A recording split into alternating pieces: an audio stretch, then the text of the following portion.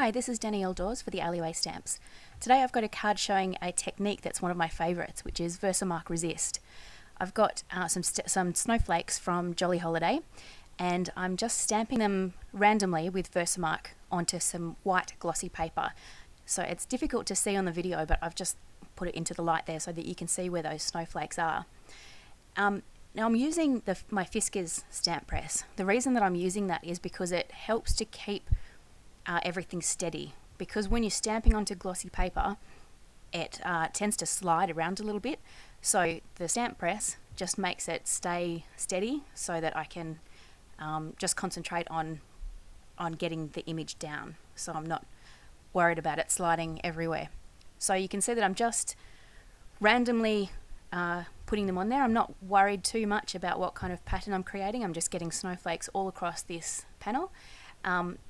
Now obviously you can't see in the video here where the snowflakes are. You will in a moment once I dry it, but I can see from where I'm standing where those snowflakes are ending up. So it's not like I'm just putting them on randomly hoping that they'll land in the right place.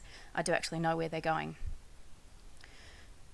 So I should be coming up to the last couple of snowflakes. You can see it's a pretty quick process. This kind of technique is really great if you're doing multiple cards. So if, say for coming up for Christmas, if you wanted to do a whole stack of cards, this one is a great one to do because you can do the technique panels all at once and then put your cards together so you can do them as a little production line. So you can see there just where the Versamark snowflakes are. And so what I'm going to do now is use my heat gun to just speed up the drying process. The other way to do it is to leave it just to dry on its own. I tend to use my heat gun just because it's quicker. Now chipped sapphire is the distress ink that I'm going to be using over this, and I'm just going to put it all over. So you can see I'm just tapping it over. I've left a tiny portion there for where my fingers are holding on to because I'm not intending on using this entire panel. And you want to have some paper towel close by because the next thing that you're going to do is wipe it off. It's really simple, really easy, and it has quite a cool effect.